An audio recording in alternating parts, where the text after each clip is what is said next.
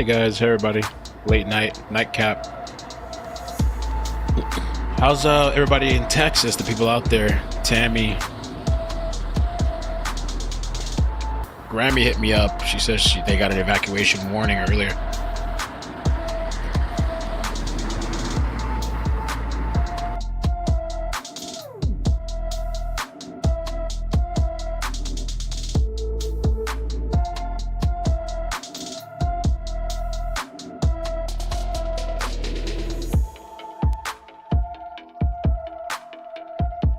The numbers have gone up. Sadly. Wish we knew it was going to happen, but...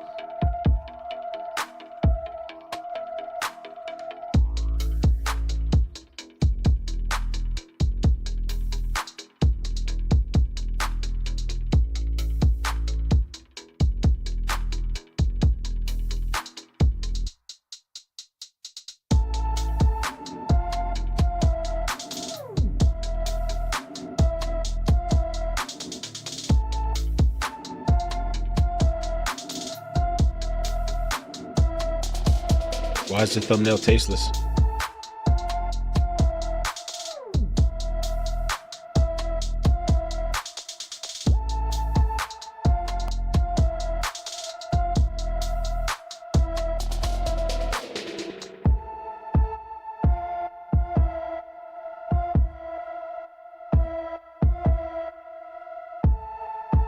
What's up, guys? Welcome, everybody. If you could hit the like button, I'd appreciate that.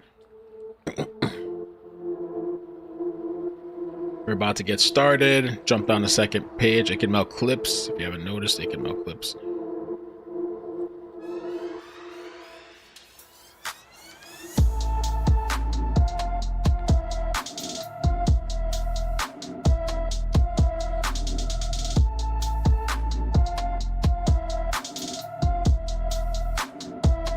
What's up? What's up?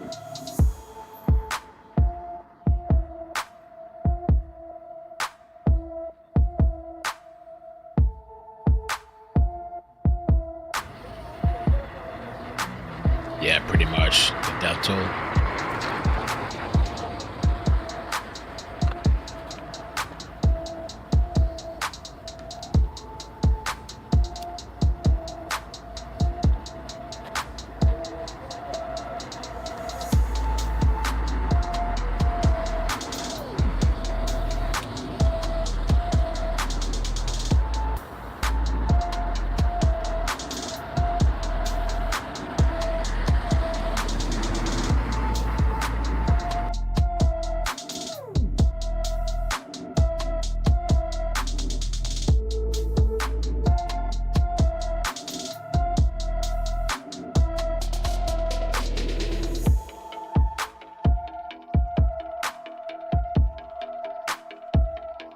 All right. So, the latest, let's get into the latest news with this horrible flooding that's going on. What, the sick bitch doesn't exist? Oh.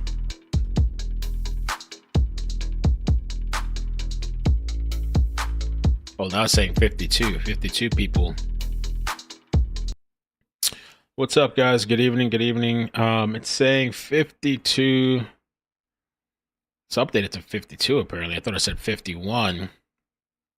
Texas officials question scaled back Weather Service's actions on the night of the floods, but experts say the agency did all it could. We're going to get it. I missed the press conference while I was gone, and we're going to talk about not only the press conference we're going to watch. It's a short press conference, but also some of the comments online, some of the vile comments about people saying that they deserved it and stuff like that. Some of the social media and where I think that's coming from, because we were doing some of these lives on the main channel and we're getting a flood of comments, people making stuff about they deserve it, Texas deserve it, and blah blah blah. So we'll get into that. Let's just do the press conference first. I guess we'll do this one here for you right now.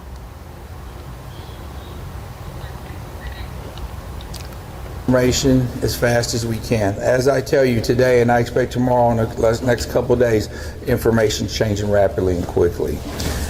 Got a few notes here. We continue to have hundreds of first responders on the ground, water in this search and rescue process. We have a lot of people here. We got a lot of help. We're very fortunate.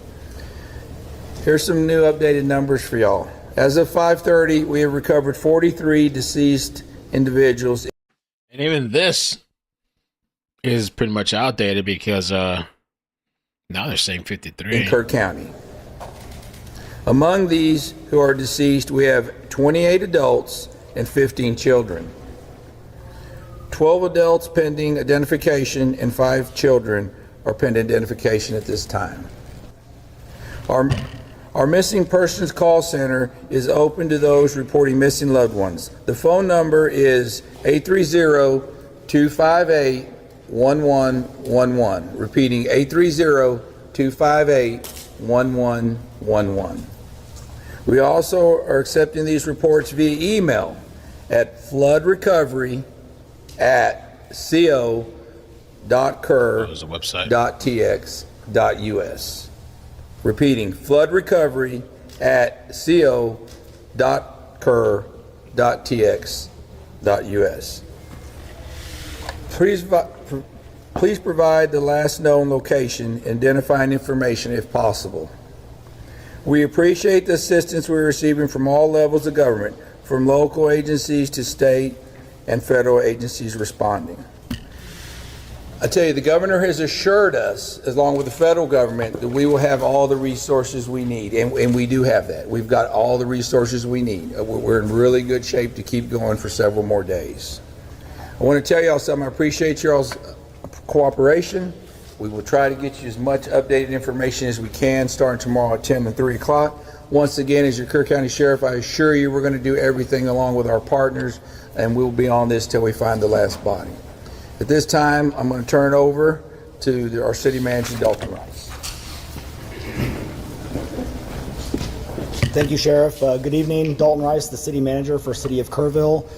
Mayor Herring wanted me to just give a message. He's out with the teams. He's kind of checking on everybody. Just like everybody else, we all need to take downtime to include y'all. So make sure y'all are taking care of yourselves as well. We are in a marathon, and we got to make sure we always think about that and look after each other. So a couple updates. Since 6 a.m. this morning, we've had a combined primary clear, so aerial and ground, of about 100-meter distance on either side of the Guadalupe River from 1 mile north of Camp Mystic up through Hunt and Ingram. So we talked about that briefly this morning. Excuse me. We talked about that briefly this morning. So 100 meters on each side, they are continuing operations on that. We are also working on operations within the city of Kerrville as well, again, along the riverbanks as, since the waters have receded some. We are working on, again, we talked about downtime. We are working on locations for first responders to make sure that they do have, their adequate downtime and their rest. We're constantly going through kind of shift management cycles to make sure that our first responders and our crews and teams are taken care of. Public works, so water is looking good. We've identified some leaks. We've been able to shut those leaks down or isolate those leaks. We will be likely operating off of well water probably for the next foreseeable about 4 weeks is what we're projecting. So we're not going to be pulling surface water for about 4 weeks. With these type of events, there's a lot of debris, there's a lot of chemicals, a lot of gasoline, a lot of other contaminants that are in there. We are working with TCEQ and other partners in there to make sure that we get these issues addressed as quickly as possible. We get a lot of information from people who are wanting help. Excuse me. A lot of people who are wanting information to help. Best thing you can do, especially right in your small local area, don't go out into major areas. Public Works mentioned just, hey, pick up a little bit of debris in your trash cans or your trash bags. Keep it local, but stay out of the major areas. Everything is still, very, very dangerous, very hazardous conditions. Let me pull up our KPUB utility report. Of course, it went away.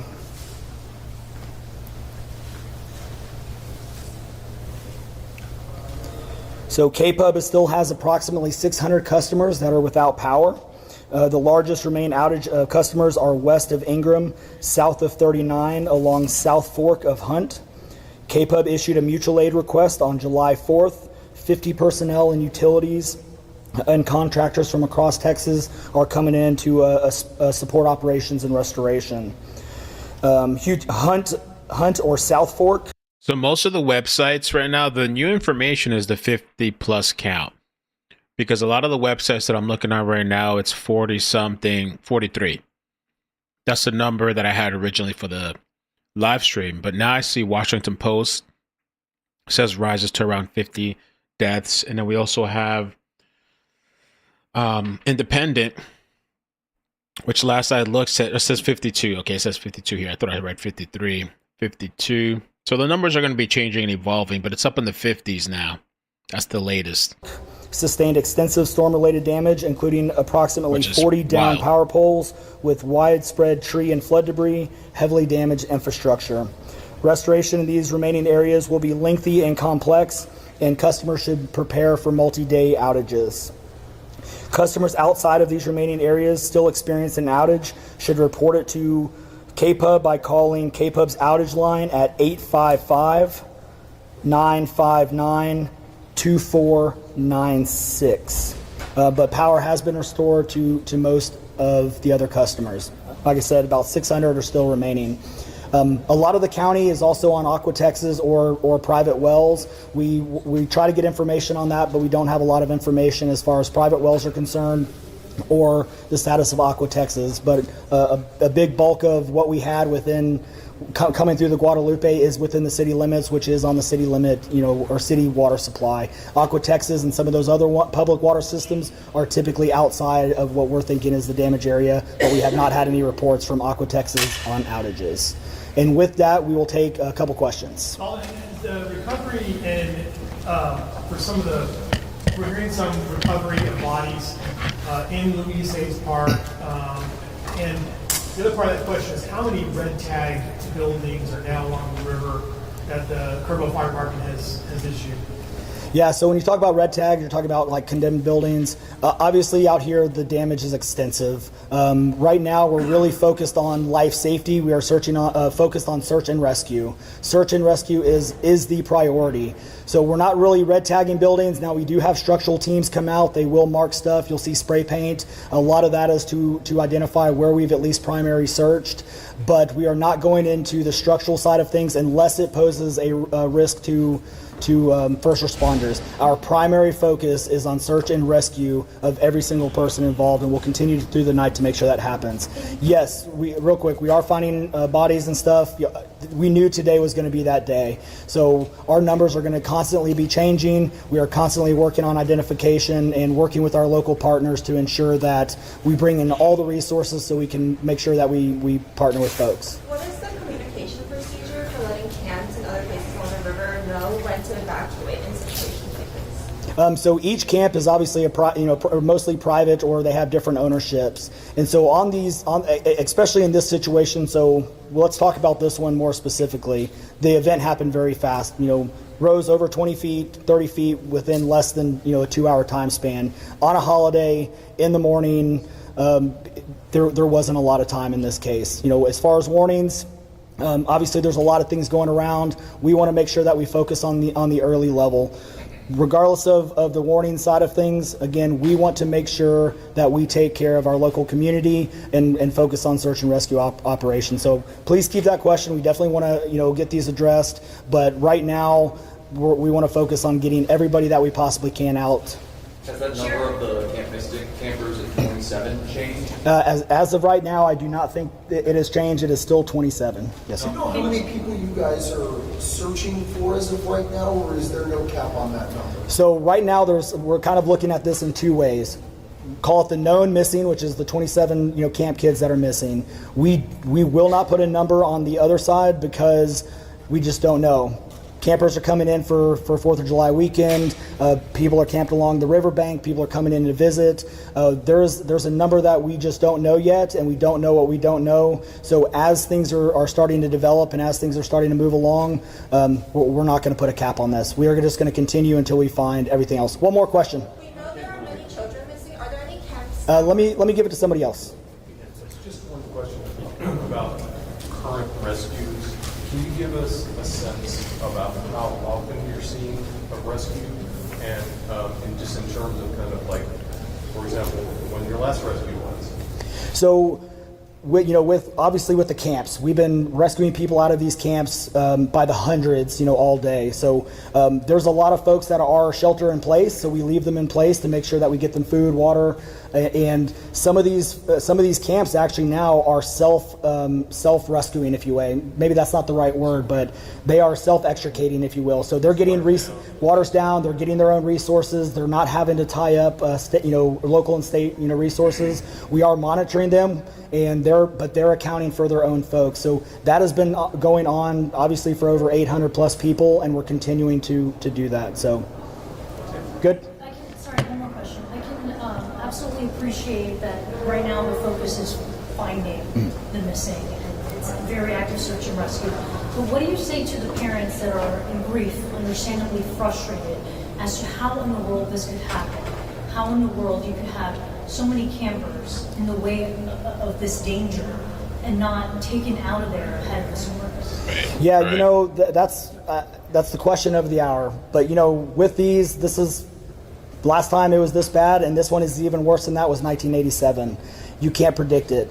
Everybody in the media even knows, everybody who does this and sees this every single day, you have the inverse effect of if you continue to push it, and you see this in Houston areas all the time, you cry wolf. What happens when you continue to ramp things up and you continue to put a lot of information out there? Again, not to harp on the media, but there's a lot of stuff that gets overspun up, and we see that way too often, and then that trickles down. So we did look at stuff. Obviously, I had told the story. I was out on the river trail at 3:30. I left about 4 o'clock. We did not see any signs of the river rising, and by 5:20. We almost weren't able to get out of the park on the upper end. It rose that quickly. So was it a matter of it just rising so quickly and this being a massive tragedy, or people weren't taking it seriously? No, this was a massive tragedy, hands down. We are hitting from our, again, flood maps, we're seeing some areas where it's hitting the 100-year flood thing. And again, you talked about the North and South Fork.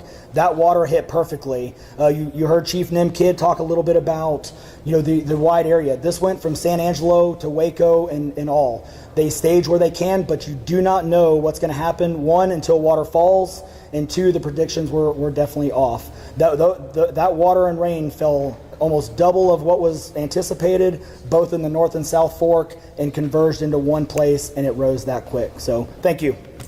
Okay. Do you mind repeating the numbers again? The latest numbers, do you mind repeating them again? Okay, so let's move on to the new stuff. So now the numbers have increased. I have a couple of things that we're going to talk about.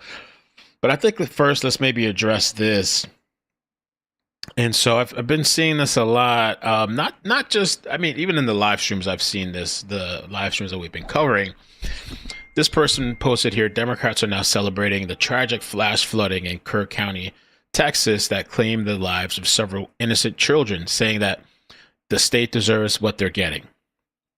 And so there's a bunch of posts here, I guess, highlighted.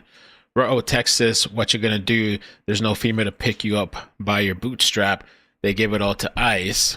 Somebody said, I'm kind of happy that the National Weather Service gave incorrect predictions when it came to how much rain would fall, especially since the best and brightest from that org were let go due to Dodge, Elon, and Trump.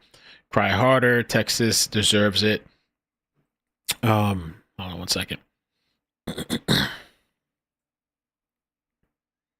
Give me 1 second. I'll continue.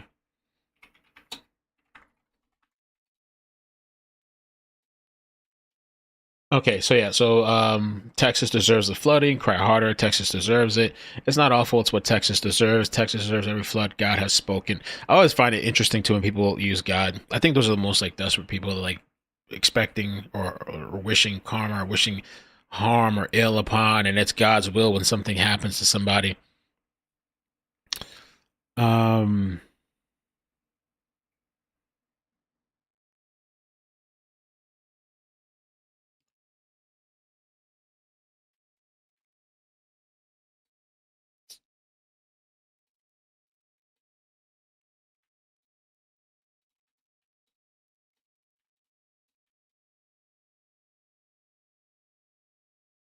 Good. I'm glad.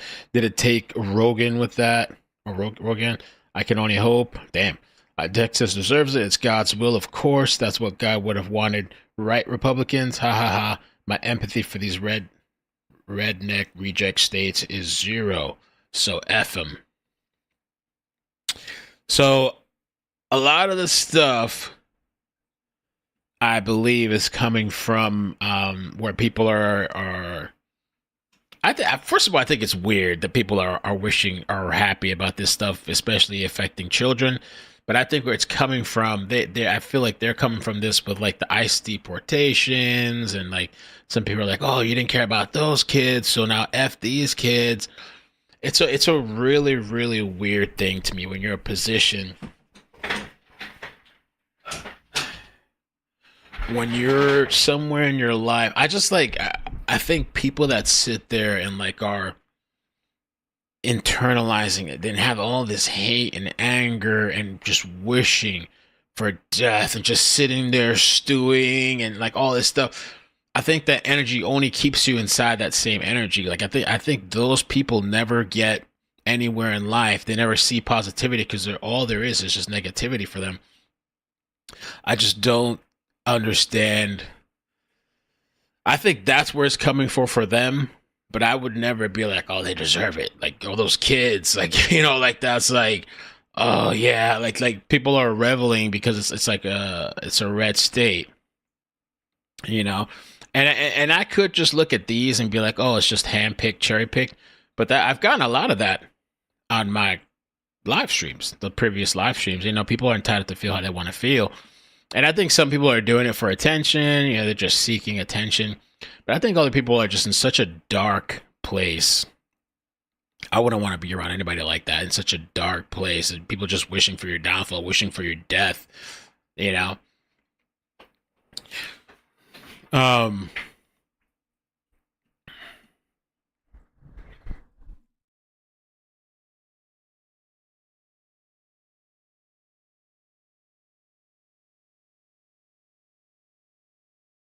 me see.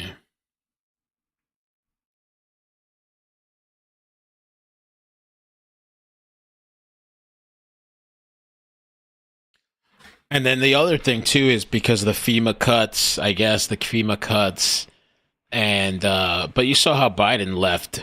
Was it North Carolina? I don't think these people are going to be left to hang in the wind. I feel like there's people out there that are just hoping for certain people's death. Because I feel like they're just a party of like, so they're supposedly the Democratic Party, but if you disagree, well, you should die. That's just as simple as it is. And they some of them try to downplay it, down talk it. That's not what it is. That is what it is. They want to destroy you. They want to get you fired. They want you to never be able to make money again. They'll try to kill you. They'll show up to your house. They'll destroy your property. All kinds of stuff. And so this is not surprising to me at all. But in the same token, people on the other side have been cruel too. So maybe this is where they're coming from with this. People I feel sympathy when kids are separated. I do feel, or I feel sympathy for people that have been here for a long time in this country, even if they're illegal. I do feel like a little sad. People that are just no criminal history, they've just been working or whatever. I do feel sympathy, but I understand the law as well. But I'm not like, yeah, oh yeah, what I'm saying? Like just like enjoying it, like it's fulfilling some empty void inside of me. There's something wrong with these people. Like there's something mentally wrong with these people, man. And I saw it in my chat earlier. I saw it in my chat earlier. Some people feel like that. And then let me show you something else. There was another thing. Where was it? Okay. Watch as Twitch streamer NM Paul LOL, who has 1.2 million followers, makes dark jokes about deadly Texas floods that have sadly killed 47 people. It's now 50-something and left 27 girls missing. Let me see. What is he joking about here? Like 13 confirmed people dead and like 12 like campers are lost right now from a summer camp nearby. Campers? Is it children awake? Younglings, Nick. Okay. They don't have much to live for anyways. It's okay. Wait, they have their whole lives ahead of them. Yeah. What? Their whole lives, Bree? Their entire lives. When they're older, every job is going to be AI.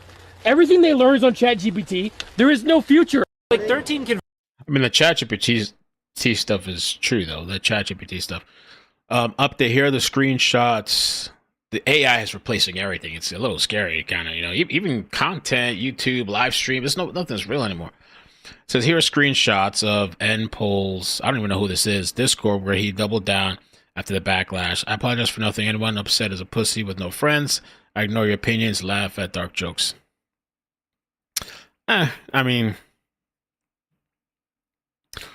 But I think that's where it's coming from. It's the political atmosphere, and people are very angry. People are very upset, and so this, for some people, they feel like, well, this is the gotcha. I told you, and they're saying this is Trump's fault. Just like the planes and stuff. Even though statistically it was less planes, I think, crashes so far. Even though it was catastrophic compared to the previous years. For month. I don't know what it is now. I haven't checked in a couple of months. But for some people, it's like, yeah, this is it, And these people are the people that are known to use kids anyway, right? So, I mean, are you really surprised? These are the people that want to, do all kinds of stuff to kids and indoctrinate them and all this stuff. So are you surprised that they're cheering on for the kids potentially dead in red states or whatever like that?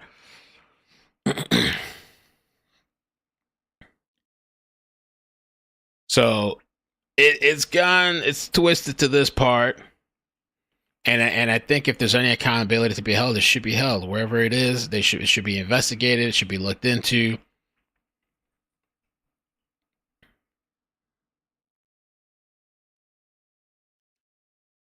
The proposed NAAA NWS cuts are for 2026, starting October 2025, and haven't taken effect yet.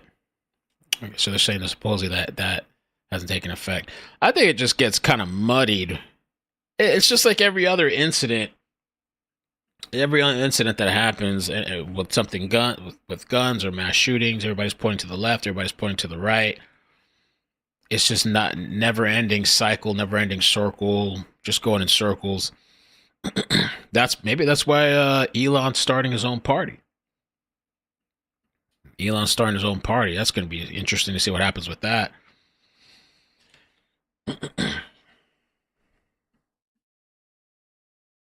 And the God thing, I think the God thing too is just like them kind of mocking because they're saying prayer and we got to say prayers and stuff like that. I don't think the Abbott press conferences have been meaningful, in my opinion. I think the one like the press conference we just watched now from these Kerr County officials. They're talking about numbers. They're talking about here's the phone numbers, here's the resources, this is what's going on. The Abbott press conferences, to me, to be honest, it's just like a show. To me, it's like a we're here, we're people that represent the state, and we're just here. I don't think there's, I don't know, I don't see any. Somebody had mentioned earlier it's morale. I guess maybe it is morale. I don't know if that's bringing people's morale up. I guess. But I think that's where it comes from, man. The anger from people that are saying some of these comments is because of the whole ICE thing that's happening, or not even that, Iran or Gaza. I saw some comments on Twitter. Oh, you guys didn't care about Gaza, so F your kids. I've seen stuff like that on X and stuff, And a lot of it, I guess, is just internet talk. Because I don't know what a lot of these people say. Well, some of these people are demented in person, too. Some of these people really are. Like, if you see them, they really are demented. On both sides. It really is. It's just people that are just kind of out of whack. But I don't know. I've just never had that sentiment inside me where I'm like, I hope you die. I'm even people that I've gotten into it with, even the lawsuit shit that I had. Like, I never felt like, I hope you die. You know, and I'm sitting there spending my life. I have too much shit going on. Like, I have too much, like, you know, my kid. And I enjoy streaming. Like, I'm trying to, like, get myself in a better place mentally, physically. Like, I don't spend my time sitting there, like, harping, oh, yes. Oh, yeah, they got him. You know, like the stalkers that I have. It's just, like, such a negative. Like, I don't know how people could just sit in that turmoil like that. Fester, you know. But I also think it's just a lot of trolls online. I think there's a lot of trolls, but some people really do just, you make everything political. I didn't make it political. They made it political. Everything's political. Everything's political.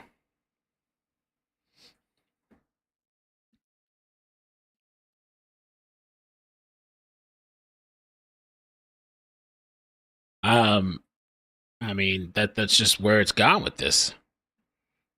Just like just like Carmelo Anthony and Austin Mack. Oh, so you're making it political. Don't make it political. That's, unfortunately, that's all that whole thing has ever been, is political. There was a family too that got washed away in Louisville. But Homeland Security Secretary Kristi Noem, dozens of other officials at a briefing that wrapped up about an hour or so ago. Kerr County Judge Rob Kelly also spoke, painting a devastating picture. And I got to see firsthand many of the body bags, and it breaks my heart. We are beginning to put a face to some of the victims swept away by the flooding. The family of Jeff Ramsey from Louisville confirmed he died after floodwaters rushed through the campground where he and his wife were staying. Jeff's wife, Tanya, remains missing at this moment. Jeff's family says he is the reason they escaped. They were all camping at various sites on the same grounds. Jeff's phone call woke them up when the floodwaters rose. They say without that call, they might not have survived. Yeah, so I don't know. I mean, oh, this was crazy too. A young girl was found floating in Texas on a mattress for 3 hours. One of the little girls from our school, thankfully, praise the Lord, was found. She floated on a mattress for 3 hours yesterday morning, and we just got the text notice that she survived, and we've located her and that she's safe and sound. So we're hoping for stories like that, but obviously we're deeply concerned about the remaining little girls that we've not found. Crazy.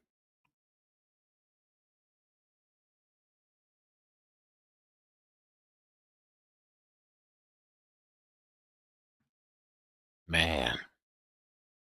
Oh yeah, there was some helicopter footage too. I wanted to show that. Forgot about that. Let's see if I have it here. This was about a couple hours ago. I just want to show the damage a bit. That's an overview.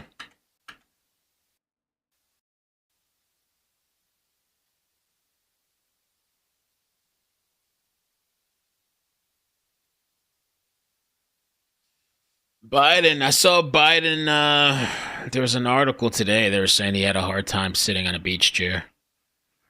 I never wish death on that guy or anything. I didn't agree with him, but I don't know, I feel like people that do that, I'm telling you, you're not going to get good in your life. If all you're doing is sitting, that's why these people are always miserable. You're not going to progress in life if your whole life is circling around wishing for somebody to die or hoping something bad and you're just sitting there all day. Like, you're just not.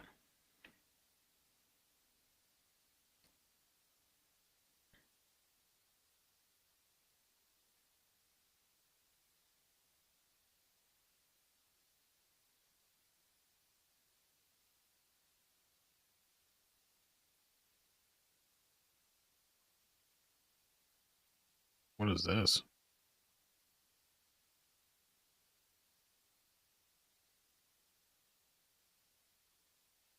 Guadalupe River.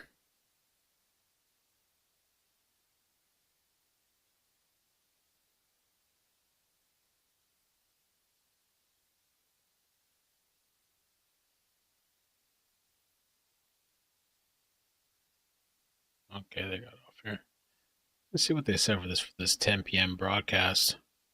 Here, so we do want to watch, because any little shifts, if it does develop up here in Sink South, needs to be monitored here, especially for Western Kerr and Bandera County into Real, where there was some flooding also in Real County. From Secretary Noem today that there would be more help coming from the Coast Guard and from Customs and Border Protection, helicopters, fixed-wing aircraft, the helicopters with thermal imaging to help with the search at night. And she said that your prayers have made a difference. Yeah, they're still following, bud. And that you are not alone. Let that man be in peace on the beach. That's what I always thought. He should be relaxing and enjoying his family. They're still following him, chasing him. I guess that's going to be a lifetime thing. Reporting, and I'm wondering if you can walk us around a little bit where you are and kind of explain that for us. Let me see. This is another. Let's check out this. This was damage from earlier. Texas. You can see that the stairway was destroyed. And through on the other side, again, difficult to see, but you can see some of the brush here. Huge logs were swept through the entire bottom floor. And just down behind us, the trees were just snapped like matchsticks. And you can see some of the debris, you know, all over here. This right here was presumably the railing to the staircase at one point. This over here is the as we see on a lot of homes in places like Seguin and New Braunfels. This is the elevator that they use to get up to the house because it is elevated, but you can see that it still has faced a lot of damage. And that gentleman that I talked to, he said he put an offer in on this house Thursday, and then the waters hit on Friday. Wow. And his wife just said he can't move in here. They can't live this close. A frightening thing, he said that they almost came here to spend the night in their RV down below on Thursday night, but they decided not to do it, and he's grateful for that. Certainly would have been much different of a story. Jay, thank you for that reporting out there.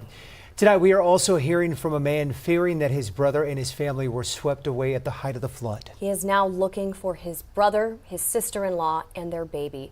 News 4 San Antonio's Zach Hedrick continues team coverage in Kerrville live tonight.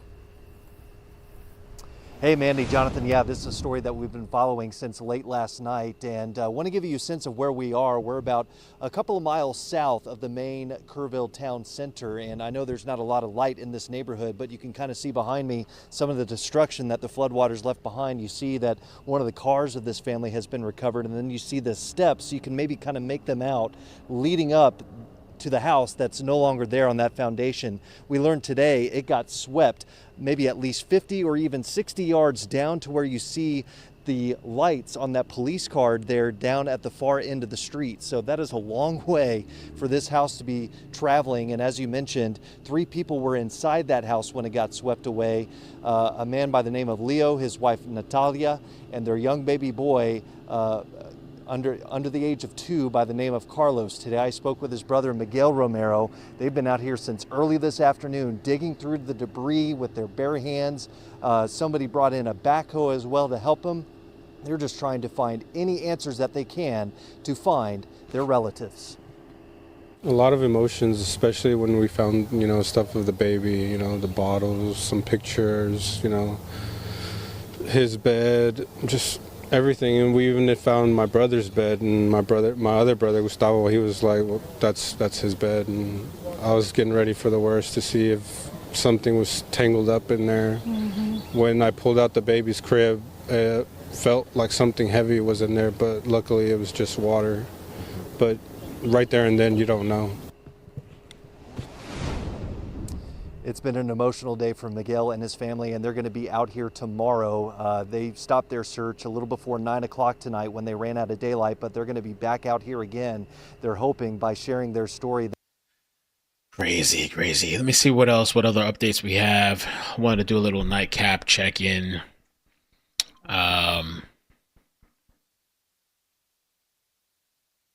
See what they're saying here. Emergency response. This is live. People were camping there. All of a sudden, they're surrounded with rushing water. This isn't a seep flood where it just slowly raises up. This is a flash flood. So some would look at it and say, well, the water is slowly rising. Yes, but once they get out in that water, that's fast-moving water. There's a lot of debris in there. which means they can get It knocked almost off looks their feet. And you can imagine if you get knocked off your feet, you like go you could underwater outrun it, but with you all the can't. rocks, There's no way you're outrunning trees, it. At first, when it first comes in. whatever, could be I don't think you could, underwater, right? That the survival chances drop considerably when that happens. So that's what they're looking at. That's the scenario that occurred in that area.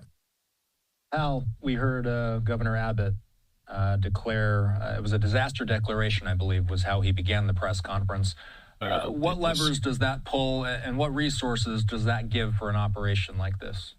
Well, Governor Abbott did what he has to do in order to kick some things in. And I think Kristi Noem, the DHS secretary, kind of explained it goes from local to state to federal. There is a process where the local government declares a disaster, and then that goes up to the state for request for assistance where they declare a disaster. And then that includes a request for federal assistance. And then when President Trump, and I'm certain that he's going to declare a disaster, that kicks in what's called the Stafford Act. And the Stafford Act deals with unlocking the resources of the federal government to come in and provide assistance on a major level. Now, you already heard that some things at the local level, for example, the U.S. Coast Guard is out there. Keep in mind, the U.S. Coast Guard does search and rescue all the time. That is one of their primary missions. They also have a lot of unique capabilities, particularly with helicopters and air support and people who are trained to do things like drop out of the sky and rescue people out of off of buildings or potentially out of trees or any place else they might be. So the Coast Guard is out there. They were invaluable during Hurricane Katrina, and everybody got a chance to see what they do.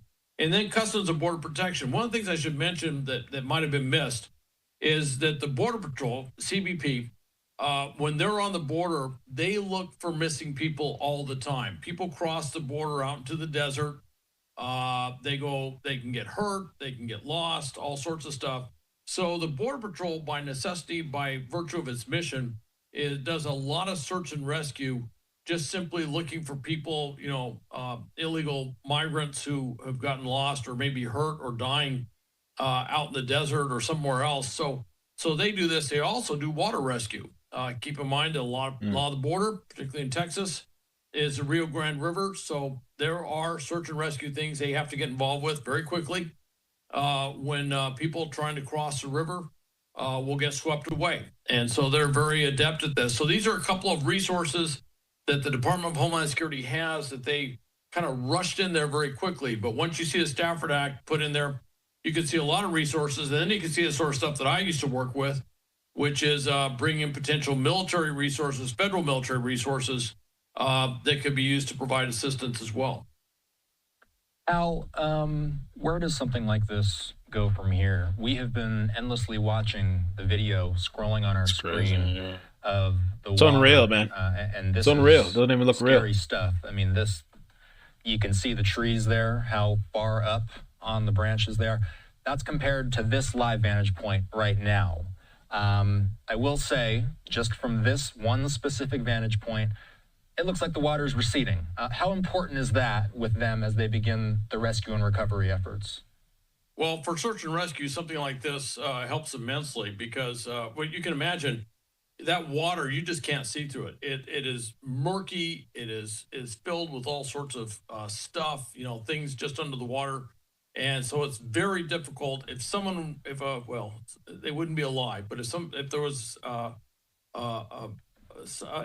someone trapped under the water, when they're looking for their remains, if you will, it'd be very difficult to do so. But what it does do is it provides an ability to move more freely through the area. Hopefully they can get on vehicles with high clearance, depending on how bad the mud is or whatever, and cover more area more quickly to see if there's anybody in those trees. Also, if somebody has been in those trees as the water lowers down, as you don't see that fast moving water, there might be an opportunity for those who have survived in higher levels like the trees or something to potentially get down and then move through that calmer water to safety where they can be potentially rescued and link up with rescue forces or anybody else that would happen to be out there.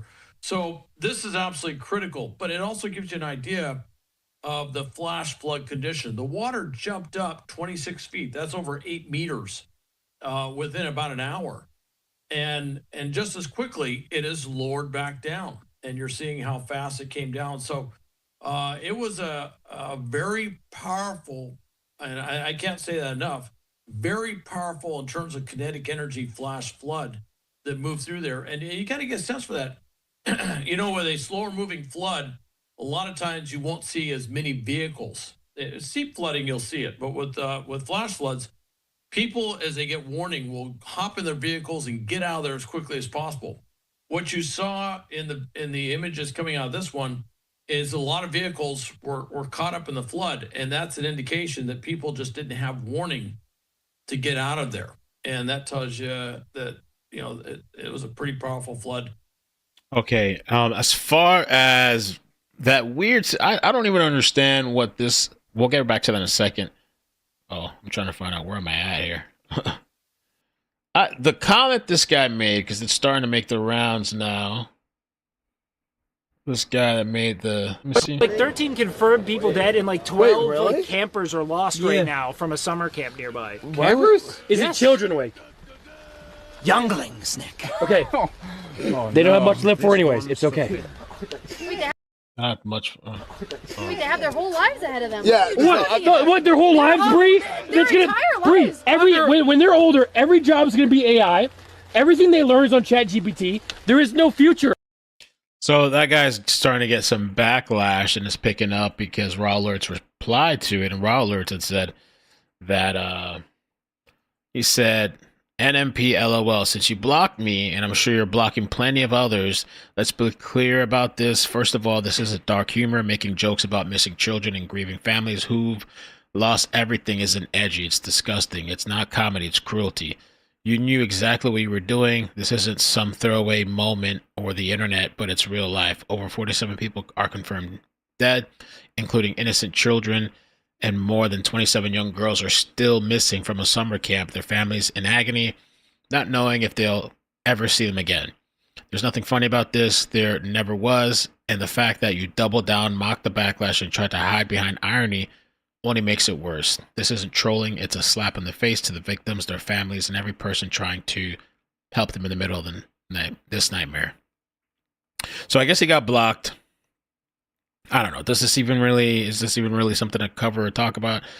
I guess it's just part of the whole conversation of, I mean, listening to that clip, it's a tasteless whatever he was saying.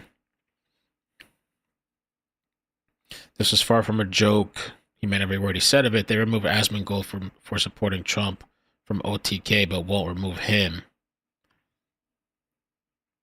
He also cheated on his wife. Oh, God. Lord almighty. I don't know. People are crazy. So he replied, sorry, guys. The joke went too far. I wasn't fully aware of the situation. It's tragic what happened. I'll be more mindful going forward. Oh, so he apologized, I guess. Damn, X was eating his ass alive. Let me see. Is that real? I think the sentiment from some of these people, too, are just like, this is what they feel about red states. They feel like you voted, like you're getting what you voted for type of shit. So I think that's why people are saying some of the things. I don't agree with it, but that's why I think people are saying the things that they're saying. And so it is a legit post. I guess he apologized after the backlash he was getting for it. They must have really got his ass. They're about to throw his ass off of Twitter. He apologized.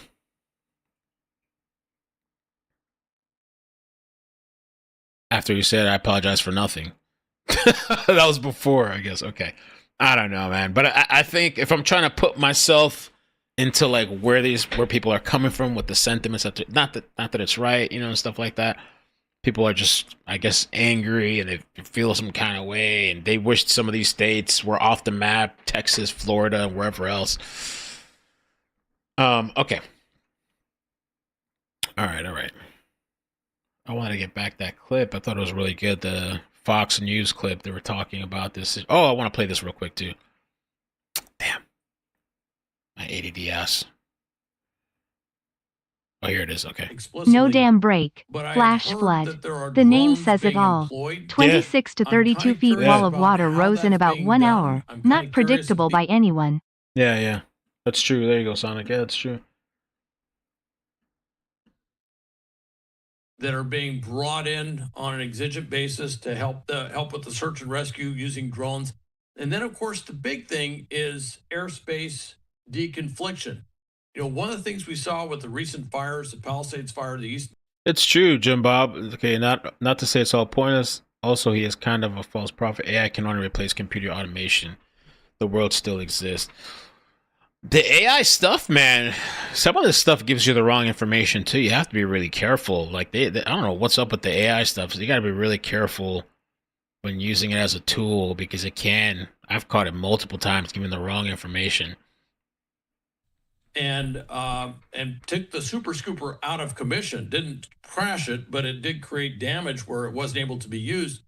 That's one of the things we'll be watching very closely in this environment is if there are drones being used, how are they going to control those drones? How are they going to control that airspace? You can imagine with helicopters and I'm sure fixed wing will be out there as well, is to make sure you don't have any air-to-air mishaps that could occur. And so I'll be watching that very carefully. And that's because you're just seeing this rapid increase in the employment of drones in just about everything we do. Obviously, we talk about this in warfare all the time, but also we're seeing more and more drones used for things like search and rescue. So I'll be looking at that very, very carefully to see what happens there and hoping that they manage it well so that there is nothing that goes wrong in the employment of any aviation assets in this effort. Al Kemper is a retired Marine intelligence officer, national security analyst, and the host of the Strat Podcast. You can listen to the Strat Podcast anywhere podcasts are available. Thanks for your insight, Hal. Have a good weekend. All right, you too, Austin. Hey, Lise, how you doing? Where did all the water come from? My first thought was like rain and maybe over flooding, like places rising above what it's supposed to. But online it says here too, it says a deadly combo of extreme weather, terrain, and saturated soil. Somebody mentioned that earlier in the stream that it does say that, yeah, previous storms in June and early July. Somebody mentioned that earlier that the soil was already saturated, with water. And so now this happened, it made things worse. So it says because of the previous storms in June and early July, the soil was saturated, meaning this new rainfall had nowhere to go. That led to immediate flash flood conditions. It's almost like when you're watering a plant and it's already kind of like full, the soil's already saturated, and then you're putting more water on top and the water just kind of sits on top. It's not really going, or it's going very slowly into it, and then it's just where's it going to go?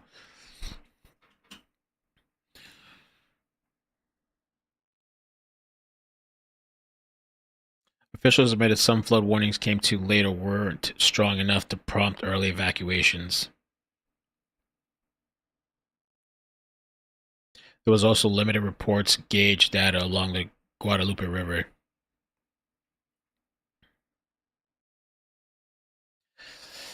Yeah, there's going to be some shit that comes from this. I think I would hope so, because of all these people that have lost their lives, there needs to be a big investigation into this. And what was, because they are saying this was not predictable. But they had mentioned, some people say it wasn't predictable. Some people say there's no way it couldn't have been not predictable. It looks like a repeat of that historical flood from 19 whatever. But they say that the Guadalupe River rose from 6 feet to 32 feet in under an hour. It's a record jump. From 6 feet to 32 feet in under an hour.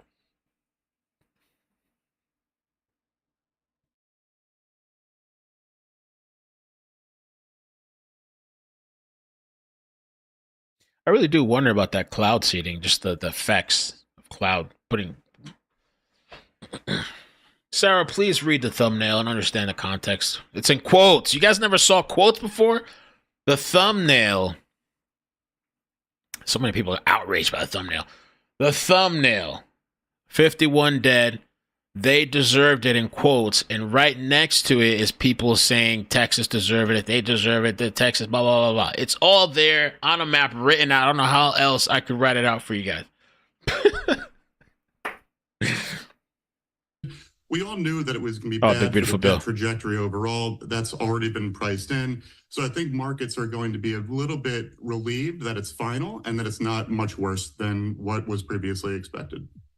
And I want to talk about the projected short-term versus long-term economic impacts of the bill. I think there's a lot of questions surrounding that.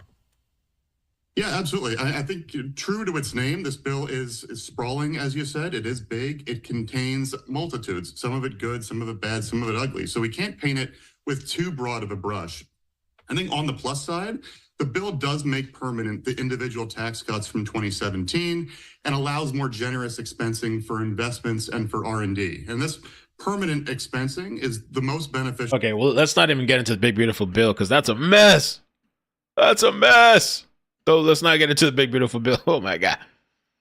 Oh my god. I don't know what to think, man. I feel like I need to read it myself too. Is it available to read? It's probably like hundreds and hundreds of pages. I don't like the deficit going up like that. You know, I mean, I don't know. Let's not go there. Let's not go there. The whole Texas deserved it commentary. If you've been a part of any of my live streams, that's what some people have been coming in and saying it, and then somebody clipped it on X. And some people feel that. Some people really do feel that. That's just, you know, they feel it's all political. It's just people are pissed off with everything that's happening, and so they're like, right now they're just like, F it. You know, with the ICE raids and the ICE protests and all this stuff, they're just like, F it.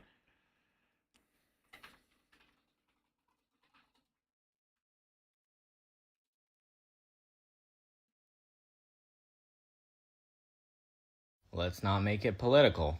The Democratic Party is celebrating the floods at Kerr County, Texas, stating that the state voted for this. Why are we making this political? Yeah, MC, thank you. I hope you children, stay. innocent children that are injured. This is the second page. Okay, so right now, officially, a little under 30 people have lost their lives to a flash flood in Texas, and it's Trump's fault. I'll get to the reason why it's Trump's fault in a second, but first I just kind of want to go over what happened. So early yesterday, the National Weather Service issued a warning saying that there was a flash flood coming to San Antonio, and it hit a Christian summer camp for kids especially hard. Right now, the official count is 27 people that have lost their lives and then 27 children from this summer camp that they still haven't found yet, and it's the next day. Obviously, best of luck to all of these people's families, but I think it's safe to say that the toll is going to rise within the next day, if not within the next couple of hours. In a press conference after all this stuff went down, city officials said that the reason why the casualties were so high was because the National Weather Service just didn't notify them in time. And the National Weather Service, or the NOAA, are two arms of the federal government that are specifically designed for warning the American people for adverse weather events, right? So you probably see where I'm going with this. So Donald Trump, the current president of the United States, campaigned largely on cutting the fat of government, right?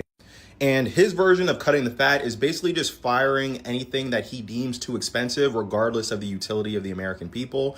It's not really clear as to how he's cutting these things. Even Doge was very unclear, but this is more of that. And one of the places to get hit the hardest was the National Weather Service, right? So because they were significantly understaffed, it is looking like they were just not prepared for this event, right? And under normal circumstances, they might have been, right? And this isn't the first time something like this has happened. I mean, earlier this year, which feels like a century ago, remember when the plane crashed out of the sky? Because Trump cut the FAA too. So what's next, right? And what's next? What is he going to cut that people need to survive, right? Because guess what? Trump has already made his statements about it, and he's taking zero responsibility, right? So those cuts, I mean, see, they're saying Trump announced in June 2025 he plans to begin phasing out FEMA after the conclusion of the 2025 hurricane season, which typically ends around late November or December. So the actual withdrawal of FEMA funding and operations would likely start in 2026.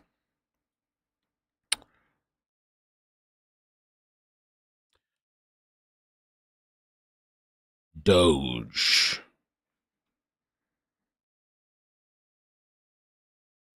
Budget proposals for the fiscal year 2026 begins October 1st, 2025.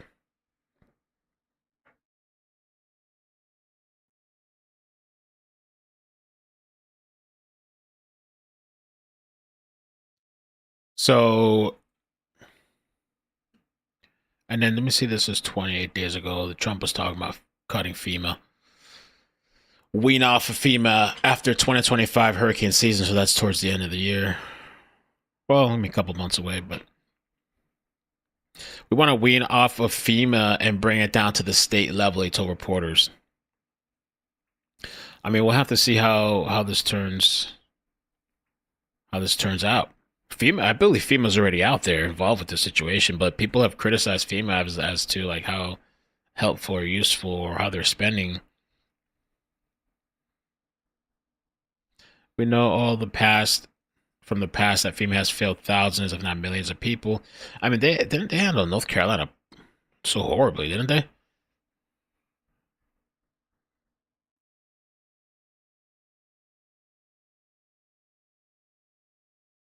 Let's see.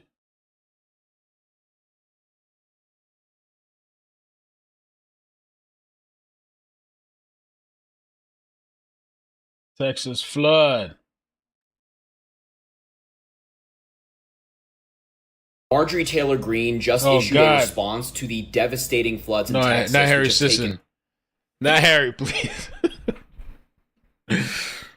Oh, no, not Harry. I can't do Harry tonight. All right, let me see if there's any other updates. We'll just keep up to date with this whole situation. Tomorrow I'll probably be live with whatever comes out as the search continues. Tracking the weather. Shit's gonna hit the fan, man. It's been a wild ride, man. There's the whole Iran stuff and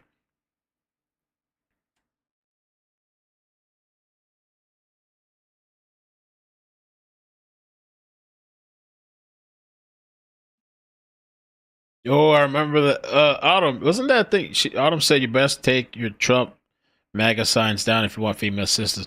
Wasn't there a lady that was like got in trouble for that? I don't know if she was really doing it. Was she supposedly like discriminating, like not helping certain people out? But I thought she like spoke out and got upset, and I don't know what happened with that whole story.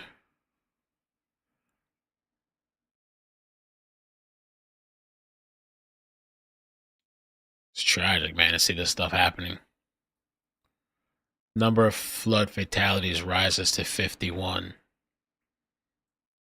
So I guess they're finding bodies, basically.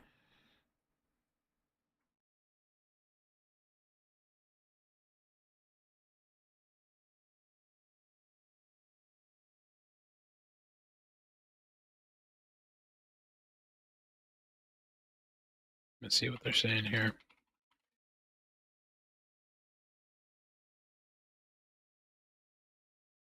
Julian Ryan, who gave everything to save his family, raging floodwaters trapped his fiancée, children, and mother-in-law in their mobile home in Guadalupe River.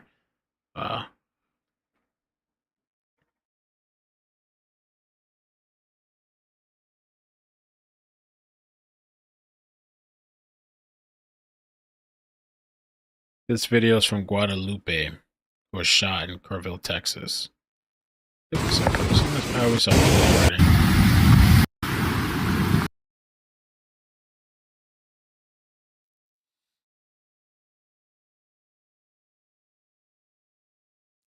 Oh, the climate change. So I don't know. Yeah, people saying it's climate change too. People saying it's climate change. We got to do something about the climate. I think it's interesting. Like I said, the whole thing of this cloud seeding. They don't think cloud seeding has any effect on this stuff too? Us manipulating nature. I mean, I understand why they're doing it. I guess for droughts and stuff, but. You got to deal with this climate change issue. And I know that, there are some people who think climate change is a hoax. It ain't a hoax. I think the last 10 years have been the warmest on record. And we can create millions of good-paying jobs transforming. JB, that's a good point. I don't know if you're a meteorologist. You either know what you're looking for on the radar or you don't. How did a cut in government funding prevent you from doing that job? Our energy system away from fossil fuel to energy efficiency, to solar, to wind, and other sustainable energies. I think the climate change issue is very complicated. And I think, did you see the Washington Post piece that they wrote where they did this long-term view? First of all, the reality is that the Earth's temperature has never been static, right? We could both agree on that. It's always been up and down. There's been ice ages and heat waves. And then the Washington Post looked at it. What was the time period that they looked at? That essentially they found that we're in a cooling period. That the Earth over the past X amount of years, and this was like a very inconvenient discovery, but they had to report the data, and kudos to them for doing that. Scientists have captured the Earth's climate change over the last 485 million years. Here's a surprising place we stand now. So look at the far end of that graph, and you see we're in a cooling period. Well, I'm not sure. I didn't read that article, but yeah. The scientists who are out there, I think. I know, but there's a lot of money involved in that too, Bernie. That's part of the problem. There's a lot of money involved in this whole climate change emergency issue, and there's a lot of control, and that's a big part of this problem. Not only that, if we're just talking about primarily carbon and carbon footprint, what are we going to do about China? Because China is like, what percentage of they are the major polluter right now in terms of carbon. We're number 2. We used to be 1. They are number 1 right now. I think they have an enormous percent of the global. I think it's they're number 1. I don't know what the very percentage. high. It's Look, very high. It's not an American issue. It is a global issue, and all I can tell you is that we are, in my view, going to see more extreme weather disturbances in the coming years than we have ever, and we're seeing them right now. Right, but scientists don't agree. Well, this is where it gets confusing, because scientists that are in agreement. There's all these entanglements whenever someone's discussing something, whether it's economics or whether it's health issues or pharmaceutical drugs, there's financial entanglements. I think we both agree with that, right? Yep. And I think this is part of the issue with this whole climate change emergency as well, because it's not just that we could all agree pollution is a major factor. It's a huge issue in the world today. We could all agree with that, right? I think one of the things that we have to recognize is that whenever there's an issue that everyone can agree on, you're going to have a bunch of people that capitalize on that issue, and they look to gain more money. They have financial issues that they push forward in order to capitalize on this issue, but then also power and control.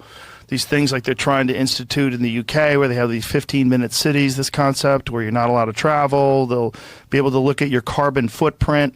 See, that's the problem. The problem is giving people that are in power, these people that we've all discussed that have so much money and so much control over our societies, multinational corporations, giving them more control over citizens.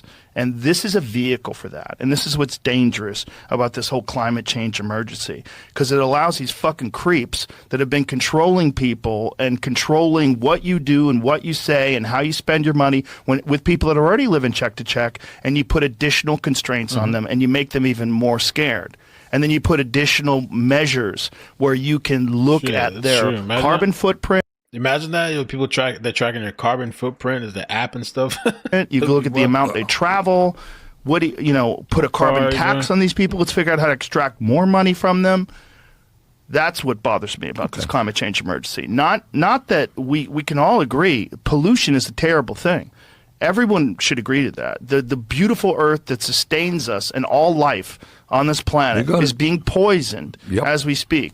We're killing all the fish in the ocean and sucking them out in giant numbers. 94% of all the big fish that are in the ocean are gone. That's over the crazy, last, whatever it is. When you go to war against nature, you lose. Yeah, because you're a part of nature. Loses. Exactly but right. We're worshiping the almighty dollar above the mother. When you go to war with nature, you lose. I haven't seen this video. Watch a drizzle falling on the Camp Mystic. The flood ravaged Christian summer camp. A Texas father navigates the debris in search of his 8-year-old daughter. My daughter was here. He was examining a stone-walled cabin with shattered windows. Eventually finding a towel with her name and bracelet. Oh, man.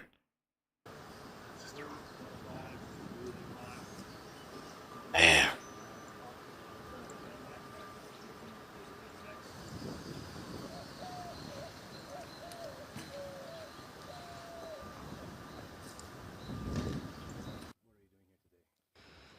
We're at Camp Mystic looking for our kids. We've been in Kerrville all night. I'll repeat this fact: there was not a single warning given by anybody. Stop the BS. Check the facts before making comments. Thank you, Sonic. Appreciate that, Sonic. Started looking and the game warden showed up, or we went as far as we could downstream. But we don't have the equipment for that, so we're letting them do that, and then we're looking for places that they're gonna potentially be alive. There's over 20 of them still out there.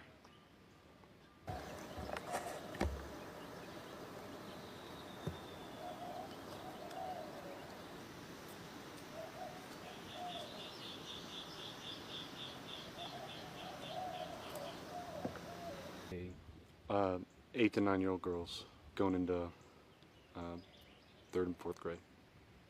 And they were all in this cabin? Yeah, these 2 cabins. This one, and then I think that one too.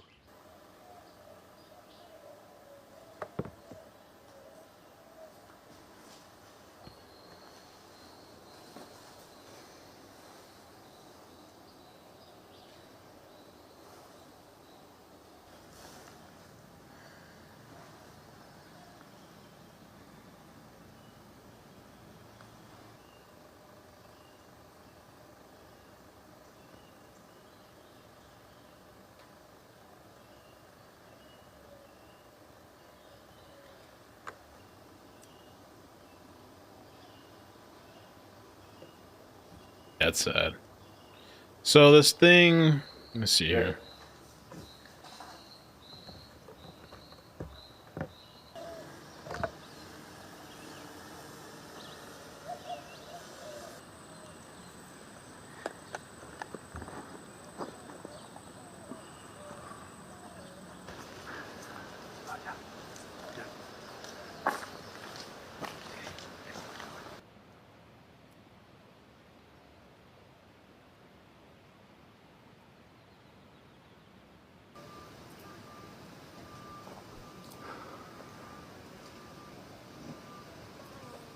Yeah, this stuff. Oh, let me look. Some of the top. This stuff, because okay, the supposed timeline. I don't know. This is what I'm seeing. I gotta see where's this coming from. Hold on. There's trees. The trees was underwater, so you're talking about 30 feet of it, probably higher. So you're talking about 10 meters or so, and it was higher than that. So it swept cars. Okay, so they're claiming this. This is what they're claiming here. Let's see. So Thursday, July 3rd, 1:18, a flash flood watch. There was an alert that went out. National Weather Service issues a general advisory. Heavy rain may cause flash flooding. No immediate action advised. So at 1:18 p.m., supposedly there was some type of alert sent out. Like, okay, but you know, probably those kind of alerts, people get it all the time. I've seen those alerts. You probably, you know. Okay, so Thursday evening, it starts raining. Storm rolls in. Rainfall intensifies overnight. 10 to 15 inches fall across parts of Kerr County. Then at 12:15 a.m., now it's Friday, 12:15 a.m., they issued a flash flood warning. The National Weather Service upgrades a warning. Flooding is now likely, but many people, including children at Camp Mystic, are already asleep. So this is just one of those things. Because realistically, how you're going to see into that far into the future? You can't see that far into the future. I guess this is what I'm gleaning here. They issued a flash flood watch. Starts to rain. Intensifies overnight. This flood happened overnight when people are sleeping. At 12:15 a.m., they issue a flash flood warning. And let me see here.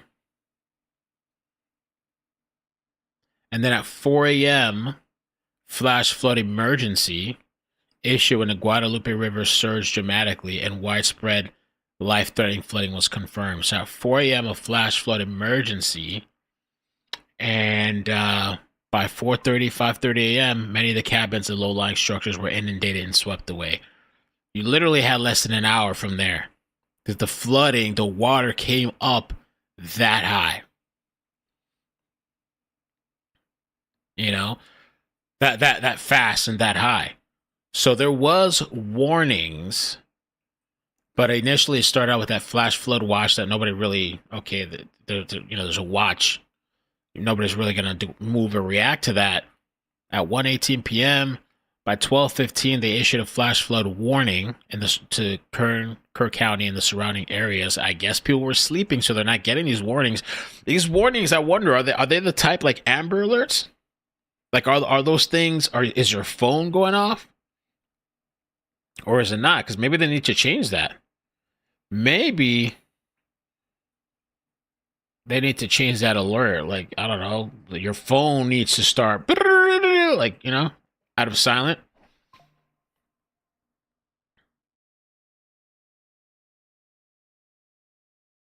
So to what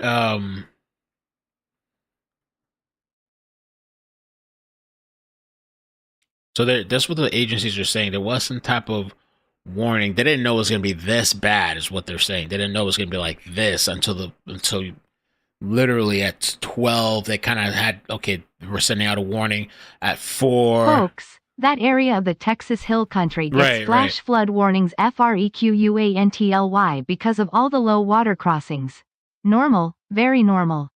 That's why I'm thinking that first regular, I mean, honestly, I've gotten those little flash flood things. I'm not going to move. Oh my God, what am I going to do? I wouldn't.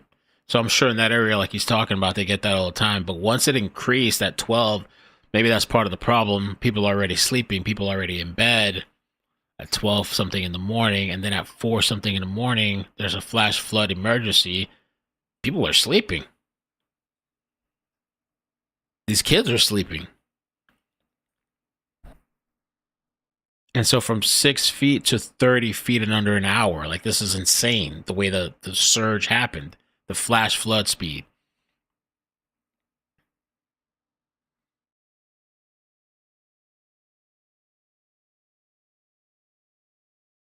They're also saying some of the areas lack cell coverage or sirens.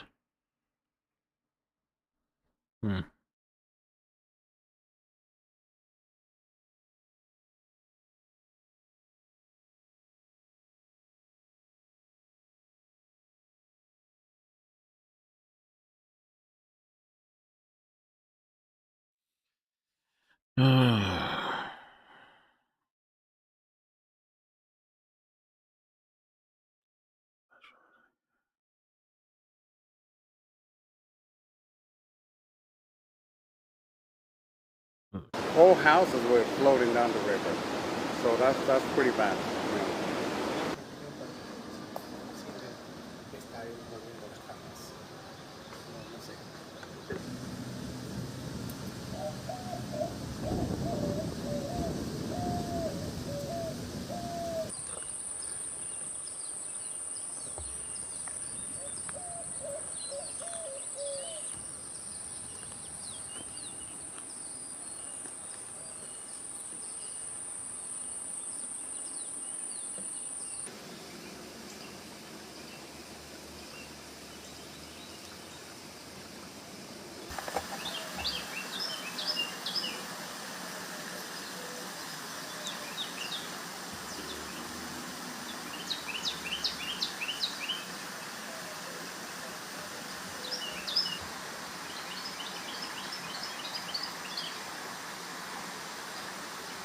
We've never seen anything like that, and hopefully we'll never see it again.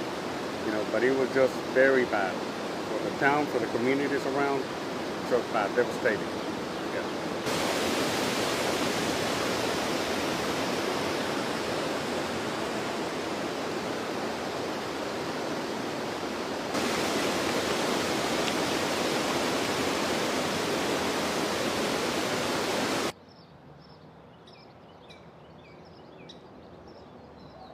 That's part of the problem, I guess. Well, I was telling her, is these notifications, by the time they knew anything was coming, it was already, people were already sleeping. They might have had maybe an hour in advance, hour and a half, even though earlier in the day there was a regular like type of warning, but at 12 and then at 4, flash flood emergency was issued. We see this. Phones on silent, no sirens in the area, no camp-wide evacuation. I mean, if that's what it is, those type of emergency notifications should be able to supersede the phone being silent. But then what happens is when you have functions like that, people get pissed off. I don't want you waking me up in the middle of the night. You know, that's what people were complaining about Amber Alerts too. I don't want to be woken up or whatever. You got to do it at a certain time. Stuff on TV, you know, you don't really imagine it happening, you know, so close to home, you know, especially in your hometown, and seeing it's just like, seems like it's not real. And really. If you do, damned if you don't.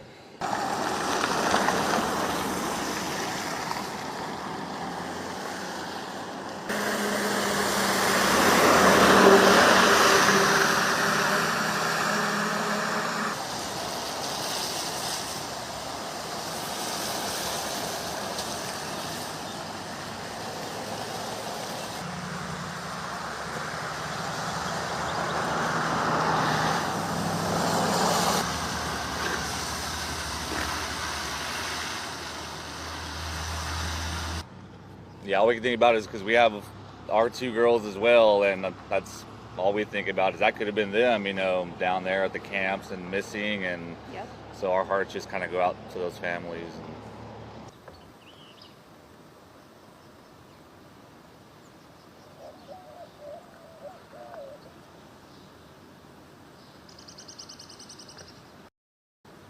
Interesting.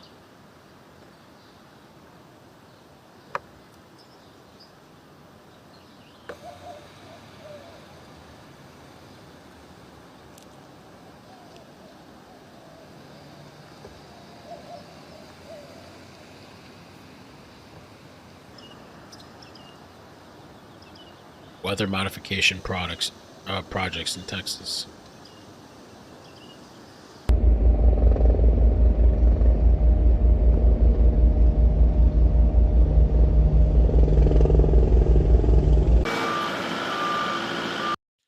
Yeah, they do have it on their website. Texas Department of Licensing and Regulation.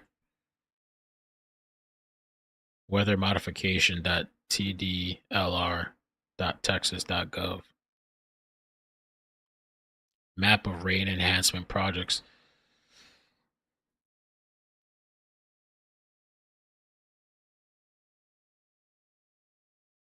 Bexar. Guadalupe.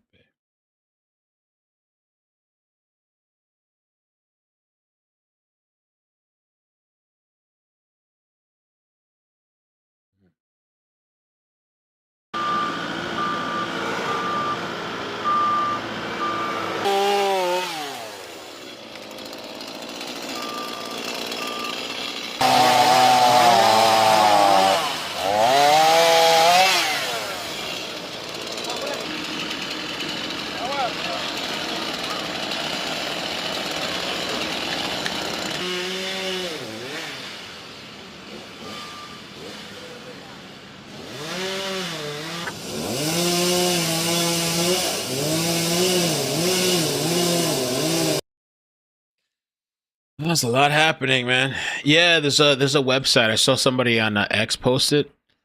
Here, I'll post it in the chat. If it's a government website, you can openly read about it. They're I think they do it. Weather modification and control means changing, controlling, and attempting to. This is literally a Texas.gov website. Attempting to change or control the natural development of atmospheric clouds, cloud forms, and precipitation forms that occur in the troposphere by artificial methods. Cloud seeding. They have all this shit right on the government website.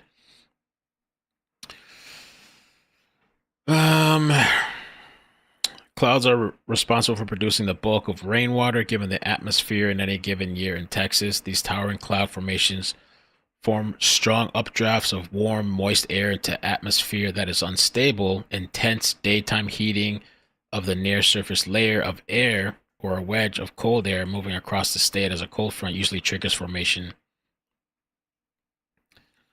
So it's basically to make it rain.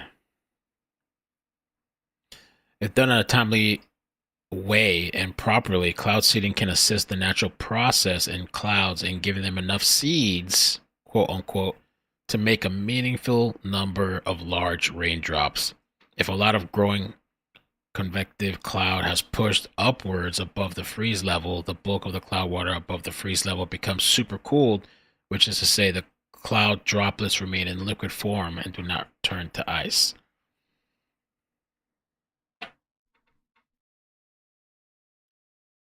West Texas. All the locations here.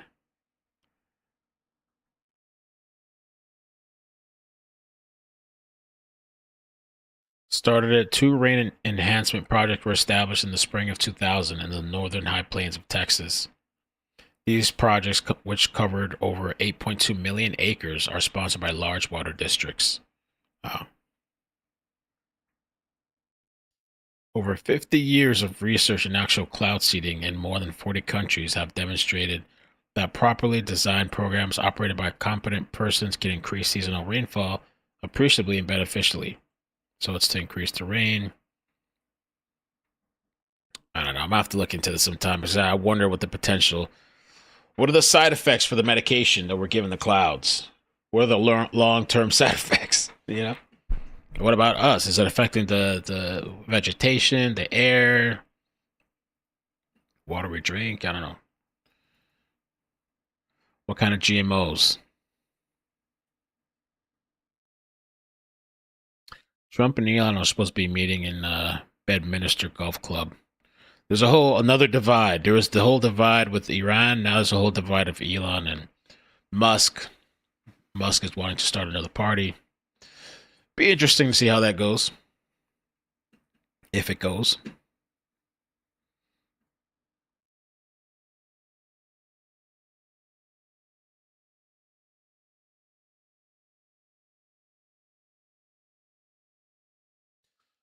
All right, guys. I guess I'm going to head to sleep. Sorry, excuse me.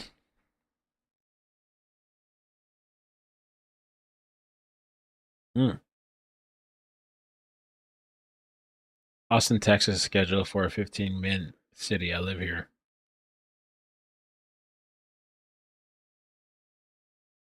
The Dark MAGA Party. Hey, this is a chance for Democrats to unite, find their... Well, I mean, they still have a couple of years, but strengthen, unite, find somebody that can represent the party well for the next election. Now's the time. Yeah, I'm going to get some rest. You guys have a good night. We'll see what tomorrow brings. Just crazy, man. It's crazy, crazy. Could this have been preventable? They say no. They say no. I don't know. That's going to be the question, I guess. Could this have been preventable? Will lawsuits come? I don't know if lawsuits... How are you going to sue? I don't know. Will lawsuits come? Who are you going to sue? I don't know. Maybe they'll sue Trump. Or the camp. I don't know. Good night. Love you guys. Be safe. Bloop, bloop, bloop, bloop, bloop, bloop, bloop, bloop. Thank you. Thank you. Subscribe to the Clips channel, please. Thank you. Bye.